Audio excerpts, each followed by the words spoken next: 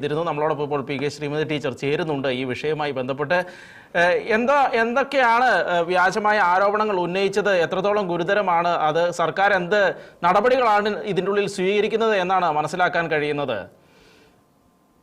അതിഗുരുതരമായിട്ടുള്ള ആരോപണങ്ങളാണ് എനിക്കെതിരെ ചില ചാനലുകളും ചില പ്രിന്റ് മീഡിയകളും ഉയർത്തിയത്. ഞാനും അമ്പരന്ന് പോയി. കാരണം ഇങ്ങനെ ഇത്രമാത്രം മോശപ്പെട്ട ഒരു തീർത്തും അപകീർത്തികരമായിട്ടുള്ള ഒരു കുപ്രചാരണം ചാനലുകളിലൂടെ ജനമധ്യത്തില് ഈ സമൂഹത്തിൽ ഉയർത്തുക എന്ന് പറയുമ്പോൾ സഹിക്കാവുന്നതിനും അപ്പുറത്താണ്. അതില് പ്രധാനമായും ജനം TV ആണ് ആദ്യമായിട്ട് പണ്ടേതോ ഒരു കാലത്ത് ഉള്ള ഒരു MLA ആണെന്ന് പിന്നീട് മനസ്സിലായി. എന്നാൽ എനിക്കൊന്നും അറിയില്ലായിരുന്നു.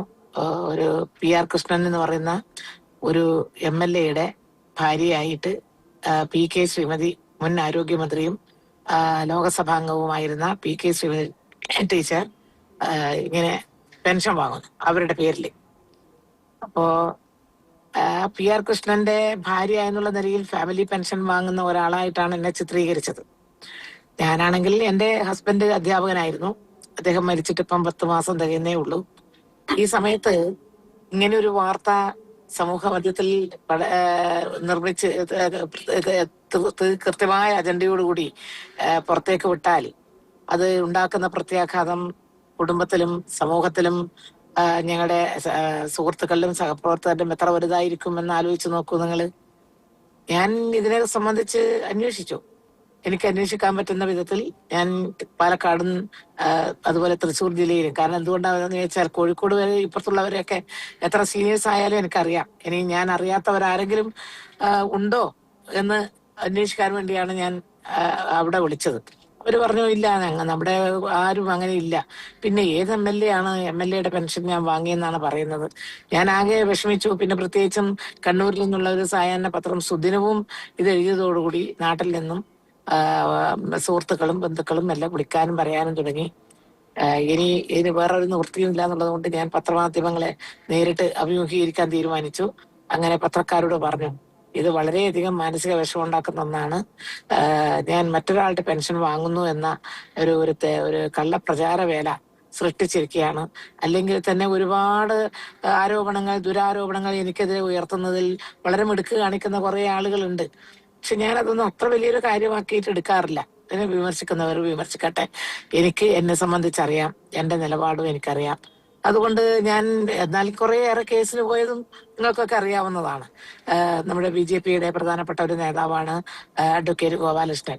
ഇങ്ങനെ എന്റെ മകനെ കുറിച്ച് വളരെ വളരെ മോശമായ രീതിയിൽ എന്ന് പറഞ്ഞാൽ ഞങ്ങളുടെ കുടുംബത്തിലാകെ വിഷമമുണ്ടാക്കുന്ന രീതിയിൽ അവന് മെഡിക്കൽ കമ്പനി ഉണ്ടെന്നും മരുന്ന് പിന്നെ ആരോഗ്യമന്ത്രി ആയിരുന്നപ്പോ അവന്റെ കമ്പനിയിൽ നിന്നാണ് മരുന്നെടുത്തു എന്നൊക്കെയുള്ള പലരും പ്രചരിപ്പിച്ചത് അദ്ദേഹം എല്ലാ ചാനലുകളിലും വന്ന് നിന്ന് പറഞ്ഞു.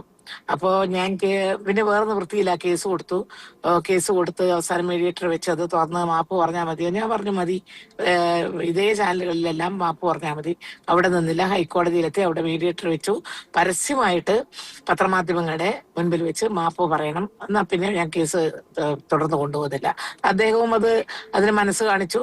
അങ്ങനെ ബഹുമാനപ്പെട്ട കേരള ഹൈക്കോടതിയുടെ മുൻപിൽ വെച്ചാണ് അങ്ങനെ തെറ്റിദ്ധാരണ ഉണ്ടാക്കുന്ന ഒരു വാർത്തയായിരുന്നു അത്. ഞാൻ തെറ്റുപറ്റിപ്പോയി. അത് ശരിക്കും ക്ഷമാപണം ഞാൻ നടത്തുകയാണ്. എന്റെ സഹോദരിയെ പോലെയാണ് ഞാൻ കാണുന്നത്. അങ്ങനെ മറ്റുള്ളവർ പറഞ്ഞു കേട്ടാണ് ഞാനത് പറഞ്ഞത് എന്നൊക്കെ പറഞ്ഞു. അതുപോലെയായിരുന്നു പിന്നെ മുൻ MLA VT തോമസ് എന്റെ മകനെ കുറിച്ച് എറണാകുളം പിന്നെ പ്രസ് ക്ലബിൽ വെച്ച് നടത്തിയ പത്രസമ്മേളനം. കോവിഡിന്റെ കാലത്ത് എന്റെ ഓക്സിജന്റെ ക്ഷാമം വന്നു. അപ്പോ ഒരു പത്രസമ്മേളനം നടത്തുകയാണ് അദ്ദേഹം ഒറ്റ അജണ്ടയായിരുന്നു പറഞ്ഞത്, വേറെ ഒരു കാര്യത്തിനായിരുന്നില്ല. മുൻ ആരോഗ്യമന്ത്രിയായ PK ശ്രീമതി ടീച്ചറുടെ മകന് ഒരു ഓക്സിജൻ പ്ലാന്റ് ഉണ്ട്. ഇപ്പൊ കുഞ്ഞുങ്ങൾക്ക് മുതിർന്നവർക്കും ഓക്സിജൻ കിട്ടുന്നില്ല. അത് ഓക്സിജൻ ഉൽപ്പാദിപ്പിച്ച് കരിഞ്ചന്തയിൽ വിൽക്കുന്നതിന് വേണ്ടി സൂക്ഷിച്ചു വെച്ചിരിക്കുകയാണ്. ഇത് അങ്ങേയറ്റം തെറ്റായിപ്പോയി, കുഞ്ഞുങ്ങളെ കൊലക്കു കൊടുക്കുന്ന സമീപനമായി പോയി എന്നൊക്കെ ആയിരുന്നു അന്ന് അദ്ദേഹം പറഞ്ഞത്. എനിക്കത് വലിയ വിഷമം ഉണ്ടാക്കി. കാരണം കേരളത്തിൽ 18 വയസ്സ് വരെയുള്ള കുട്ടികൾക്ക് എത്ര പൈസ വേണ്ടി വന്നാലും അവരുടെ പൈസ ഗവൺമെന്റ് കൊടുക്കണം. അതിനുള്ള പണവും കണ്ടെത്തി അതിനുള്ള സംവിധാനവും കണ്ടെത്തിയിട്ടുള്ള ഒരു മന്ത്രിയായിരുന്നു ഞാൻ. സൗജന്യമായിട്ടുള്ള ചികിത്സ RCCയിൽ, ശ്രീചിത്രയില്, കേരളത്തിലെ എല്ലാ ഗവൺമെന്റ് ആശുപത്രികളിലും ഏത് സർജറിക്ക് എത്ര പൈസ വേണ്ടി വന്നാലും അത് ഗവൺമെന്റ് കൊടുക്കണം എന്നുള്ള തീരുമാനം. അങ്ങനെയുള്ള എന്നെയാണ് ഇത്. അപ്പൊ ഞാൻ ആ കേസ് ഇവിടെ നമ്മുടെ തളിപ്പറമ്പിലുള്ള അഡ്വക്കേറ്റിനെ ബന്ധപ്പെട്ട് പയ്യന്നൂർ കേസ് രജിസ്റ്റർ ചെയ്തു. അത് കുറച്ചു നാൾ കഴിഞ്ഞപ്പോൾ കേസ് എടുക്കാൻ വേണ്ടി പോകുന്നു, വക്കീൽ നോട്ടീസ് അയച്ചു. കേസ് എടുക്കാൻ വേണ്ടി പോകുന്നു എന്ന് വന്നപ്പോഴാണ് അദ്ദേഹം വക്കീൽ പറഞ്ഞു, നമ്മുടെ MLA, അദ്ദേഹം MP ആയതിനു ശേഷം പിന്നെ MLA ആയി, വളരെ ഗുരുതരമായ രോഗം പിടിച്ച് കിടപ്പിലാണ്, അതുകൊണ്ട് എന്താ ചെയ്യാ? ഞാൻ പറഞ്ഞു അങ്ങനെയാണെങ്കിൽ പിന്നെ ഇപ്പൊ കൊടുക്കണ്ട, ആ കേസ് ഇപ്പം നമ്മൾ തൽക്കാലം എടുക്കാണ്ട് പെൻഡിങ്ങിൽ വെക്കുന്നതാണ് നല്ലത് എന്ന് പിന്നെ പറഞ്ഞു. അപ്പോ അഡ്വക്കേറ്റ് പറഞ്ഞു അതാണ് ശരിയെന്നാണ് എനിക്കും തോന്നുന്നത്. ഞാൻ പറഞ്ഞു അതിൽ പിന്നെ നോക്കാനൊന്നുമില്ല. അദ്ദേഹം പിന്നെ ഗുരുതരമായ അവസ്ഥയിൽ രോഗബാധിതനായി കിടക്കുമ്പോൾ ഒരു കേസും എടുക്കാൻ എനിക്ക് താല്പര്യമില്ല. നമുക്ക് എല്ലാം മനുഷ്യത്വം ഉണ്ടല്ലോ. ഞാൻ സമൂഹത്ത് ഈ രീതിയിൽ അപമതിപ്പ് നേരിട്ടാലും വേണ്ടിയില്ല, അദ്ദേഹത്തിന്റെ അസുഖം മാറട്ടെ എന്നിട്ട് കേസ് കൊടുക്കാം. പക്ഷെ അദ്ദേഹം കുറച്ച് മാസം കഴിഞ്ഞപ്പോഴത്തേക്കും അദ്ദേഹം മരിച്ചുപോയി. എനിക്കതിൽ വളരെ ദുഃഖമുണ്ട്. എൻ്റെ സഹോദരി ഞാൻ ആശ്വസിപ്പിച്ചിട്ടുണ്ട്, പിന്നെ ഉമാ തോമസിനെ. അത് വേറൊരു കാര്യം. അങ്ങനെ കുറെ ഏറെ കാര്യങ്ങള് പലതും ഇല്ലാത്ത പൊടിപ്പും തൊങ്ങലും വെച്ചിട്ട് പറയുന്നതിന് മടി കാണിക്കാത്ത ഒരുപാട് ചാനലുകളുണ്ട്, യൂട്യൂബ് ഉണ്ട്. ഞാൻ വേറൊരു കാര്യം കൂടി ചോദിക്കുന്നത്, ഇത്രയും പ്രമുഖമായ ഇത്രയും അറിയപ്പെടുന്ന ഒരാൾക്കെതിരെ ഇങ്ങനെ ഒരു ആരോപണം ഉന്നയിക്കാൻ ഇപ്പോൾ എന്തുകൊണ്ടാണ് അവരങ്ങനെ ചെയ്തത് എന്നാണ് തോന്നുന്നത്? കാരണം ഇത് വ്യാജമാണെന്ന് തെളിഞ്ഞു കഴിഞ്ഞാൽ അവരുടെ ക്രെഡിബിലിറ്റി അത് എത്രത്തോളം ബാധിക്കുന്നതാണ്? എനിക്കും അത്ഭുതം അത് തന്നെയാണ്. എങ്ങനെയാണ് ഇങ്ങനെ എന്നെ പറയാൻ തോന്നുന്നത് ഇവർക്ക്? അല്ല, എന്റെ മോന് മെഡിക്കൽ കമ്പനി, ഒരു ഫാർമസി പോലും ഇല്ലാത്ത ഒരാളെ കുറിച്ച് മെഡിക്കൽ കമ്പനി ഉണ്ട് എന്ന് പറഞ്ഞാൽ അത് പറയാമെങ്കിൽ അത് ഉത്തരവാദപ്പെട്ട ചാനലുകൾ മാത്രമല്ല, ഉത്തരവാദപ്പെട്ട രാഷ്ട്രീയ നേതാക്കൾ തന്നെ അത് വാർത്ത കേട്ട് പറയുന്നുണ്ടെങ്കിൽ ഇവർ ഈ ചാനലുകാർ എന്നും പറയും. രാഷ്ട്രീയമായിട്ട് ഒരു തിമിരം ബാധിച്ചവർക്ക് ചിലപ്പോ എന്തും പറയാം എന്നുള്ളൊരവസ്ഥയാണ് കേരളത്തിലുള്ളത്. അതല്ലേ ഇങ്ങനെ വന്നത്. അതുകൊണ്ട് ഏതായാലും എന്റെ ഭാഗ്യത്തിന് ഈ പണ്ട് സ്വാതന്ത്ര്യ സമര സേനാനിയായിരുന്ന 60 കാലങ്ങളിൽ MLA ആയിരുന്ന PR കൃഷ്ണന്റെ ഭാര്യ PK ശ്രീമതി എന്ന വ്യക്തിയാണെന്നും മാത്രമല്ല അദ്ദേഹത്തിന്റെ മകൻ തന്നെ വന്ന് കൃത്യമായിട്ട് എന്റെ അമ്മയാണ് PK ശ്രീമതി, അമ്മ ടീച്ചറായിരുന്നു, PK ശ്രീമതി ടീച്ചറാണ് എന്നൊക്കെ പറഞ്ഞപ്പോ അത് ലോകം കണ്ടു. അപ്പൊ എത്രമാത്രം കള്ളത്തരമാണ് എനിക്കെതിരെ ചില ചാനലുകളും ചില പിന്നെ വാർത്താ മാധ്യമങ്ങൾ അടിച്ചു വിടുന്നു എന്നുള്ളതിന്റെ ഏറ്റവും വലിയ ഒരു ഉദാഹരണം തെളിവോടുകൂടി കയ്യിൽ അപ്പൊ തന്നെ കിട്ടി. അതോടുകൂടി കാര്യങ്ങൾ ബോധ്യപ്പെട്ടു. എനിക്കും സമാധാനമായി. കാരണം ഞാനും വലിയ വിഷമത്തിലായിരുന്നു.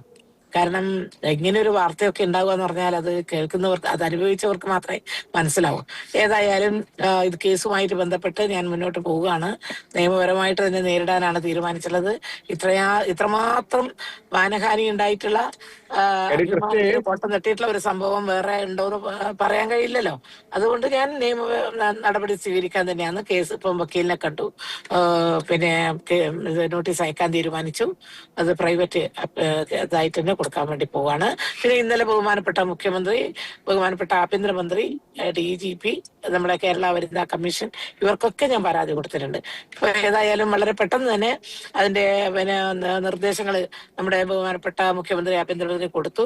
DGPയുടെ നിർദ്ദേശം വന്നു. അവര് പയ്യന്നൂരില് അവര് വന്നു. ആലക്കോട് സൈബർ സെല്ലിൽ നിന്ന് ഉദ്യോഗസ്ഥന്മാർ വന്നു, മൊഴിയെടുത്തു. വളരെ നന്ദി ടീച്ചറെ, ഞങ്ങളോടൊപ്പം ഇപ്പോൾ ഈ വിഷയത്തിൽ പങ്കെടുത്തതിന് വളരെ നന്ദി. തീർച്ചയായിട്ടും